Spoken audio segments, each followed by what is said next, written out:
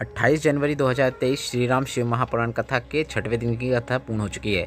यह कथा पंचमहल पावागढ़ गुजरात में चल रही है। इस कथा में गुरुजी ने बहुत ही अच्छे उपाय पत्र और उपयोगी जानकारी दी है। सभी की जानकारी आपको हम इस वीडियो के माध्यम से दे देंगे। अगर आपने आज की कथा नहीं सुनी है तो पूरी कथा का रास्ता तो आपको इस छोटे से वीडियो से प्राप्त हो जाएगा। बढ़ते हैं आज की कथा की पहली जानकारी की ओर। गुरुजी ने कहा, एक भक्ति वो होती है जो थोड़े समय के लिए होती है, पर शिव की जो भक्ति हमें प्राप्त होती है वह अविरल भक्ति है। भक्ति वह होती है जिसमें कपट, बेईमानी, प्रपंच या फिर किसी के प्रति दोष देखने की दृष्टि ना हो। इस प्रकार की भक्ति ही श्रेष्ठ होती है। बढ़ते हैं आज की कथा की दूसरी जानकारी की ओर। गुरुजी ने कहा, जिस प्रकार दाल और सब्जी से भिड़ी हुई चम्मच को हम अचार निकालने के लिए उपयोग में नहीं ले सकते, क्योंकि ऐसा करने से वह अचार खराब हो सकता है, उसी प्रकार काम, क्रोध, लोभ, वासना और तृष्णा से भरे हुए मन से अगर हम भगवान की भक्ति करते हैं तो वह भजन या फिर भक्ति भगवान कभी भी स्वीकार नहीं करते हैं। बढ़ते हैं आज की कथा की तीसरी जानकारी की ओर। हंसा मुकेश जी पत्र लेकर आए, जिसमें उन्होंने लिखा, मेरी सास को कोरोना से ब्रेन स्ट्रोक और हाफ पैरालिसिस हो गया। उन्हें नली से लिक्विड के रूप में भोजन दिया जाता था। उनके मुख की भी आवाज़ चली गई थी। डॉक्टर ने उन्हें घर ले जाने को कह दिया था। बहुत बुरी स्थिति थी। इसके बाद हमने आपकी कथा सुनना शुरू किया और आपके बताए अनुसार शिवलिंग पर जल चढ़ाकर उस जल का आचमन करना शुरू किया। साथ में हमने शिवलिंग पर चढ़ी हुई बेलपत्र को भी उनको देना प्रारंभ किया। बेलपत्र का भी उन्होंने आचमन किया। बाबा की कृपा से अब उनकी तबीयत ठीक हो गई है। लिक्विड की जगह वह भोजन खाने लगी हैं और भोजन भी वह अपने हाथ से खा लेती हैं। आवाज़ भी आ गई है और वह धीरे धीरे चलने भी लगी हैं। उनका स्वास्थ्य ठीक होते जा रहा है। उसी का आभार व्यक्त करने हम कथा पंडाल में आए हैं। बढ़ते हैं आज की कथा की चौथी जानकारी की ओर। केशव प्रजापति जी पत्र लिखा है, इसमें उन्होंने लिखा, मेरे कमर में गठान हो गई थी, जिसके कारण मेरा आधा शरीर बेकार हो गया था। डॉक्टर को दिखाया और ऑपरेशन की डॉक्टर ने बताया। शरीर के गठान होने के कारण शरीर ने काम करना बंद कर दिया था। बहुत बुरी हालत हो गई थी। फिर किसी ने आपकी कथा सुनने को कहा। मैं आपकी कथा में सुने अनुसार कुंदकेश्वर महादेव का नाम लेते हुए शिवलिंग पर जल चढ़ाता और उस जल को प्राप्त करके घर में लाता और सुबह से दोपहर तक थोड़ा थोड़ा करके उसका आचमन करता। जल का आचमन भी मैं कुंदकेश्वर महादेव का नाम लेते हुए करता। बेलपत्र भी आचमन के रूप में खाता, औषधि के रूप में खाता और धीरे धीरे वह मेरी गठान घुल गई। उसी का आभार व्यक्त करने कथा पंडाल में आया हूँ। बढ़ते हैं आज की कथा की पांचवी जानकारी की ओर। गुरुजी ने कहा, भगवान को पाने का तरीका निर्मल मन, निर्मल भजन और निर्मल भक्ति और आपका उनके प्रति विश्वास और दृढ़ता है। बढ़ते हैं आज की कथा की छठवीं जानकारी की ओर। गुरुजी ने कहा, कई लोग कहते हैं भगवान राम ने माता अहिल्या को पाँव लगाकर उन्हें पत्थर से नारी के रूप में बनाया।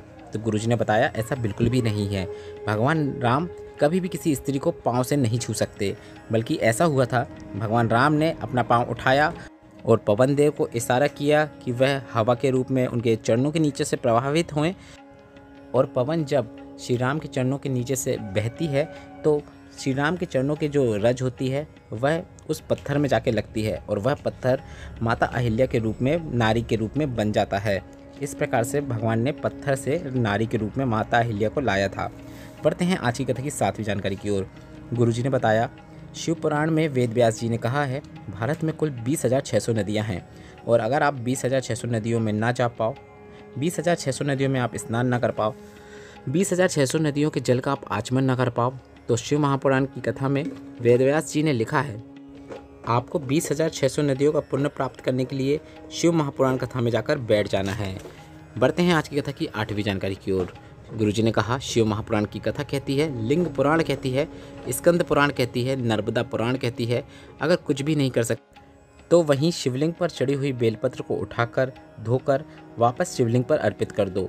इससे क्या होता है, इस प्रकार से भी बेलपत्र अर्पित करने से 1000 तीर्थ का फल आपको प्राप्त हो जाता है।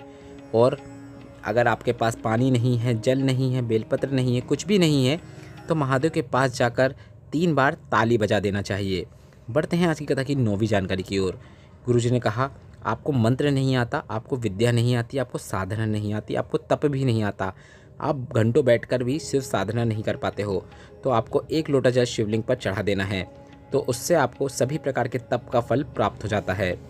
बढ़ते हैं आज की कथा की 10वीं जानकारी की ओर। गुरुजी ने कहा, एक पत्र आया जिसे हम पढ़ेंगे नहीं, पर यह पत्र हम संत समाज को देकर जाएंगे। सभी प्रकार के संतों और सभी प्रकार के समाज यहाँ पे आके बैठे हैं। वो गुरुजी ने कहा है, यह जो समस्या है, पत्र में जो समस्या लिखी गई है, उसका समाधान हम नहीं कर सकते, पर उसका समाधान यहाँ पर जो संत समाज है वह जरूर कर सकता है। बढ़ते हैं आज की कथा की 11वीं जानकारी की ओर। बढ़ते हैं आज की कथा की 11वीं जानकारी की ओर। गुरुजी ने बताया कल एक पत्र आया था, उस पत्र में लिखा था अहमदाबाद की एक माता है जो कि जिस मंदिर में शिवलिंग में पूजा करती थी, पशुपतिनाथ व्रत करती थी। 2 व्रत पूर्ण हुए थे और वह मंदिर तोड़ दिया गया और शिवलिंग भी वहाँ से ले गए। ऐसा हुए 1.5 वर्ष हो गए हैं और उस माता ने 1.5 वर्षों से खाना नहीं खाया है। 1.5 वर्ष से वह व्रत रह रही हैं। इसके बाद गुरुजी ने कहा मैं वहाँ के रहवासियों को धन्यवाद देना चाहूँगा। उन्होंने उस माता के लिए वह शिवलिंग जो ले गए थे उसे वापस लाकर वह स्थान पर रखा और उन्होंने अपना व्रत पूर्ण किया। बढ़ते हैं आज की कथा की 12वीं जानकारी की ओर। एक पत्र आया जिसमें एक माता ने लिखा मेरा बेटा आईएएस का एग्ज़ाम दे रहा था पर उसका वह एग्ज़ाम क्लियर नहीं हो रहा था। फिर मैंने उससे कहा कि आप कथा पंडाल में बैठकर कथा सुनो और आप अपनी मनोकामना भी कथा पंडाल में बैठे बैठे कर सकते हैं। और साथ में मैंने उससे पशुपतिनाथ व्रत रखने को भी कहा। उसने कथा पंडाल में बैठकर कथा सुनी और पशुपतिनाथ व्रत किया और उसका आईएएस का एग्ज़ाम क्लियर हो चुका है। बढ़ते हैं आज की कथा की 13वीं जानकारी की ओर। गुरुजी ने एक विशेष जानकारी दी है। गुरुजी ने कहा पुष्टि मार्ग वैष्णव धर्म के अंतर्गत 5 प्रकार के दर्शन का वर्णन मिलता है, जो कि इस प्रकार है। पहला दर्शन भगवान के चरणों का होता है, दूसरा दर्शन भगवान के नाभि कोश का होता है, तीसरा दर्शन भगवान के वक्षस्थल का होता है, चौथा दर्शन भगवान की शिखा का होता है, 5वां दर्शन भगवान के नयन का होता है। बढ़ते हैं आज की कथा की 14वीं जानकारी की ओर। गुरुजी ने कहा दुनिया में आप बहुत कष्ट में हो, बहुत परेशानियों में हो तो आपको कहीं पर भी नहीं जाना है। कोई भी बेल भभूत के चक्कर में आपको नहीं पड़ना है, बल्कि आपको अपने घर के ही नज़दीक जो शिवालय है, जो शिव मंदिर है, वहाँ पहुँच जाना है। बढ़ते हैं आज की कथा की 15वीं जानकारी की ओर। एक पत्र आया जिसमें उन्होंने लिखा मेरा बेटा सीए का एग्ज़ाम दे रहा था पर एग्ज़ाम के रिज़ल्ट को लेकर उसे बहुत संशय था। फिर मैंने उसे कहा कि बड़ोदरा की कथा पंडाल में जाकर सुनो और वहाँ पर कुछ सेवा करो। उसने ऐसा ही किया और उसका एग्ज़ाम का फाइनल का रिज़ल्ट आ गया और वह अच्छे नंबरों से पास हो गया है। बढ़ते हैं आज की कथा की 16वीं जानकारी की ओर। जसवंत सिंह जी पत्र लेकर आए जिसमें उन्होंने लिखा मैं पंडाल में बैठकर कथा सुन रही हूँ और मैंने सुना था कि कथा पंडाल में बैठकर मनोकामना करने से वह 3 महीने में पूरी होती है। पर मैं आपको बताना चाहूँगी गुरुजी, इस कथा पंडाल में बैठकर मेरी कथा सुनते सुनते 3 मनोकामनाएं अभी के अभी पूरी हो गई हैं। मेरा बेटा जिसके कान के पर्दे का इलाज होने वाला था उसका इलाज भी अच्छे से हो गया, ऑपरेशन भी अच्छे से हो गया और वह पूरी तरीके से ठीक है। बढ़ते हैं आज की कथा की 17वीं जानकारी की ओर। गुरुजी ने कहा महादेव कहते हैं जब हारा हुआ परेशान व्यक्ति मेरे पास आता है तो महादेव उन्हें अभयदान दे देते हैं। उस व्यक्ति को महादेव का अभयदान प्राप्त होते ही उसके मन से, उसके शरीर से भय निकल जाता है। गुरुजी ने कहा जब आप शिवालय में जाकर जल चढ़ाते हो तो आप अपनी सभी परेशानियों को उस जल के रूप में वहीं छोड़ देना चाहिए। बढ़ते हैं आज की कथा की 18वीं और अंतिम जानकारी की ओर। गुरुजी ने सभी को नर्मदा जयंती की शुभकामनाएं देते हुए एक काफ़ी अच्छी जानकारी दी। गुरुजी ने बताया नर्मदा का पहले नाम सरिता था और महादेव ने सरिता को नारवद्य के कमंडल में जाकर बैठने को कहा। उसके बाद वह सरिता जब नारवद्य के कमंडल से बाहर आई तो महादेव ने कहा नारवद्य के कमंडल से बाहर आने के कारण अब तुम्हें लोग नर्मदा के नाम से जानेंगे। इसके बाद गुरुजी ने बताया 30 और 31 तारीख को प्रयागराज में रहने वाले लोग शिव महापुराण कथा का आनंद प्राप्त कर पाएंगे। पर यह कथा 2 दिवसीय रहेगी और जिसका समय 4 बजे से 7 बजे तक रहेगा। यह एक शिव चर्चा रहेगी, इसमें त्रिवेणी शिव चर्चा का नाम रहेगा।